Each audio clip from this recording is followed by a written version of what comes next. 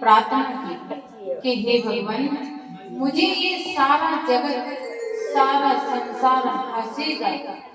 हे प्रभु, मेरी ये सारा जगत निंदा करेगा, मेरी हंसी उड़ाएगा, नाना प्रकार की मुझे गालियां देगा। सो हे प्रभु, कैसे भी करके आप सती के वियोग को भूलकर मेरे इस यज्ञ को पूर्ण करें। भगवान भोलेनाथ ने कहा कि जो दुख तुमने मुझे दिया है वो तो भूलने के लायक है नहीं। अच्छा, हमारे साथ कोई व्यक्ति कोई ऐसा कर्म कर दे जिससे हम भूल नहीं सकते, हमें वो बात रात में भी सोते समय याद आती है कि हमने उसके साथ बहुत अच्छा व्यवहार किया, फिर भी उस दुष्ट ने हमें कष्ट दिया। और भगवान भोलेनाथ ने देखिए ना, प्रभु दुखी है, अपितु भगवान श्रीमन नारायण से कहते हैं कि हे नारायण, आप और ब्रह्मा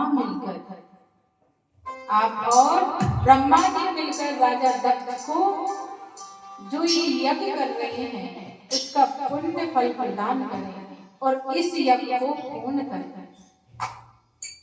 और सती की जो देह थी उसको लेकर के भगवान भोलेनाथ तीनों लोकों में जोगियों की तरह रहते हैं। जैसे कोई भी प्रिय हमारा हमसे दूर हो जाता है, भले ही वो कितना भी प्रिय हो, कैसा भी हो, हम उसे छोड़ नहीं सकते हैं, लेकिन योग माया का ऐसा प्रभाव है कि वो हमारे दुख को दूर कर देते हैं।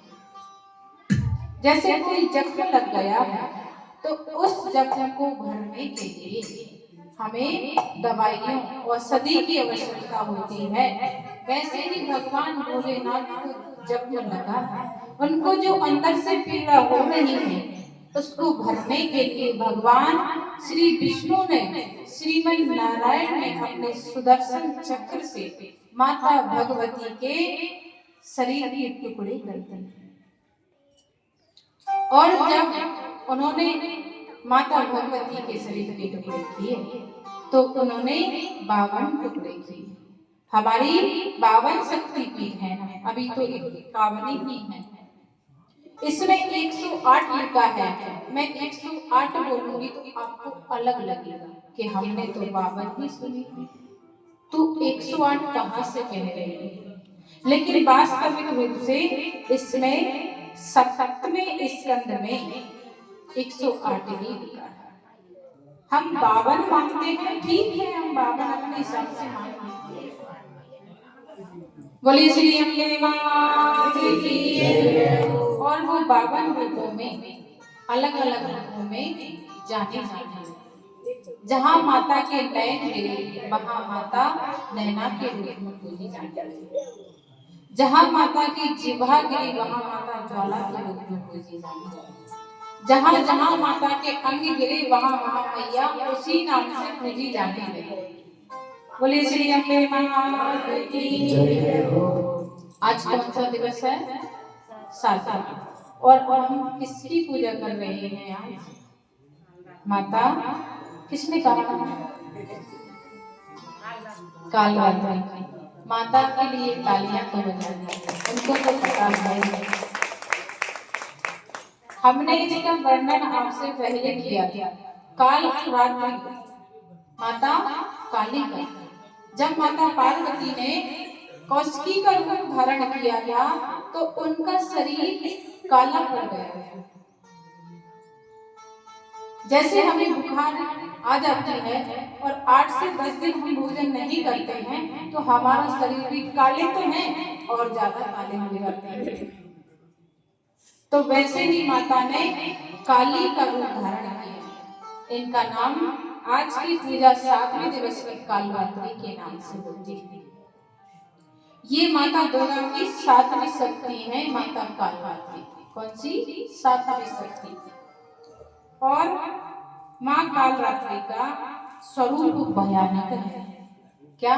माता काली का रूप बहुत भयानक है। अगर हमको स्वप्न में भी दिख जाए ना तो भी मूर्छित हो जाते हैं। अगर स्वयं दर्शन दे दे तो हमें से कोई बचने वाला ही नहीं। पहले तो हमारे को नयन ही नहीं है जिससे हम भगवती के दर्शन कर सकते। जब भगवान श्री कृष्ण ने अपना विराट रूप दिखाया अर्जुन को तो नेत्र प्रदान किए थे और वो नेत्र हमारे पास नहीं थे। तो स्वप्न में ही सही माता के दर्शन तो कर गए। बोलिए कालरात्रि मैया की।